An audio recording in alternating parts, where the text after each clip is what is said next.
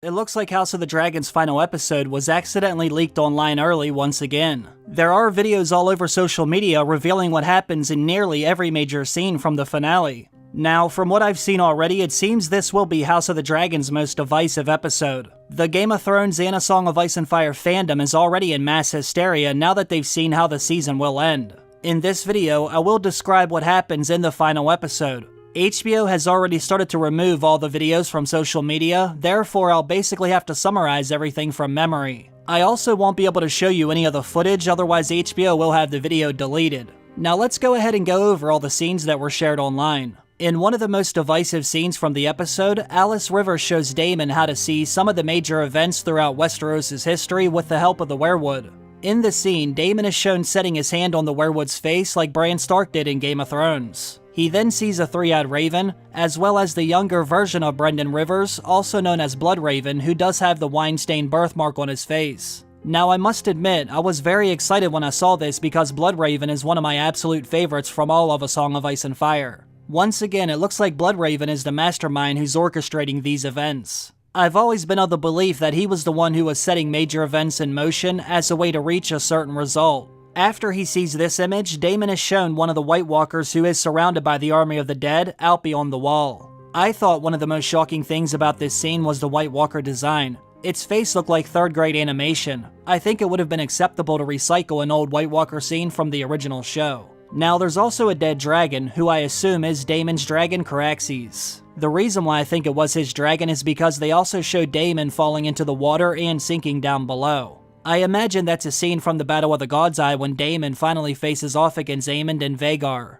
As you all know, they've already gone above and beyond at foreshadowing their inevitable fight. We also see Dany's 3 eggs sitting in the fire, right before they showed Daenerys and her dragons from the final scene of Game of Thrones' first season. They don't actually show Dany's face, they only show her naked body from behind as baby Drogon sits on her shoulder. Finally, Daemon sees the adult version of Rhaenyra sitting on the Iron Throne. It looks like this is when Daemon will finally understand why it must be Rhaenyra who gets the Iron Throne. It signifies this will be the direction that ultimately leads to defeating the White Walkers. I have a lot of thoughts about this scene, but I would really like to see the whole episode before I make any judgment. As we saw in HBO's official video, we will see Rhaenyra fly to Harrenhal on her dragon Syrax. After she gets off her dragon, Symon will meet her alone at the gate. There are a lot of soldiers who immediately notice her, and they're not exactly sure how they should react given that they don't know if Daemon wants to fight with her or against her.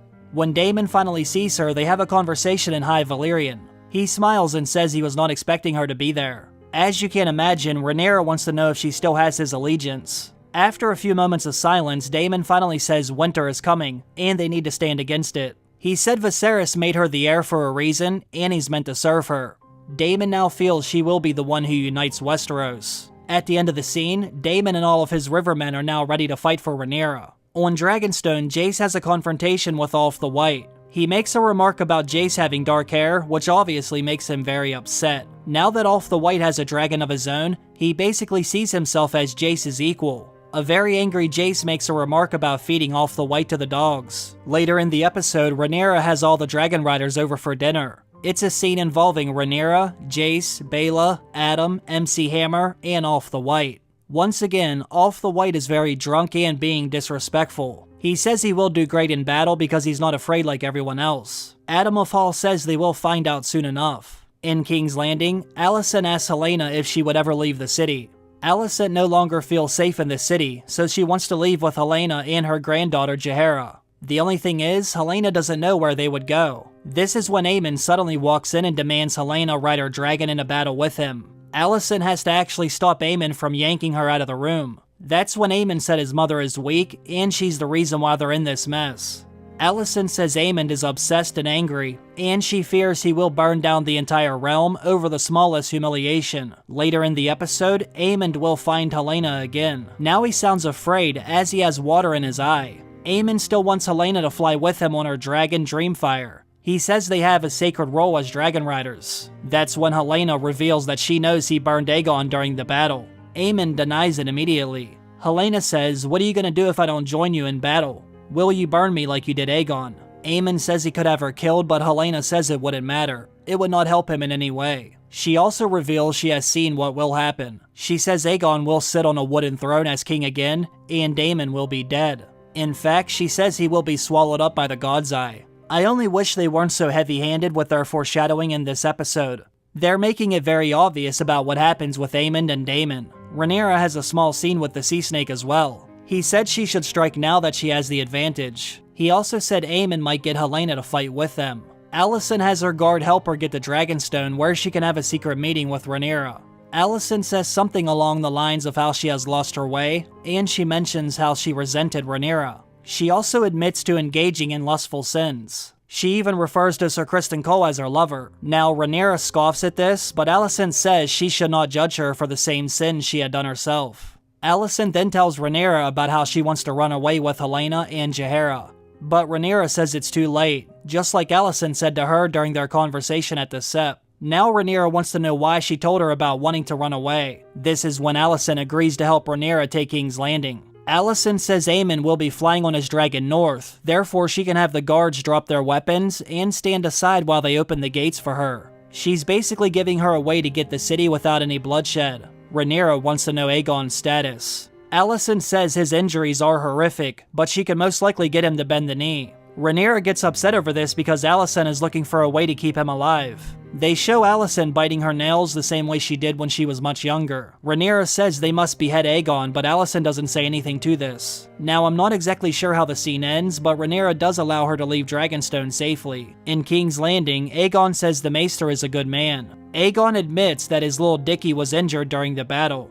He said it basically exploded like a burnt sausage. Larys informs Aegon about Rhaenyra's new dragon riders, which leaves him shocked. He also reveals that Aemond and Vhagar had set fire to Sharp's Point, a location that had allegiance to Rhaenyra. Aegon says Aemond has gone mad, and Larys says Aemond will eventually kill him unless he leaves soon. Aegon wants to have him arrested immediately, but Larys says they will need Vhagar against Rhaenyra's 6 dragons. Sir Larys says they should go into hiding while all the dragons kill each other. We will see Larys and Aegon leaving the city at the end of the episode. The episode will end by showing everything that's happening around Westeros. We will see Rhaena find Sheepstealer, but they don't show her get on the dragon. They show Cregan Stark's soldiers arriving at House Frey's bridge. They show the Hightower army marching across Westeros with Daeron and his dragon flying overhead. We also see the Sea Snake and Alan heading for their ship as they get ready for the battle in the Gullet. Ser Otto is also shown locked in a cell. It's hard to know exactly where he's at.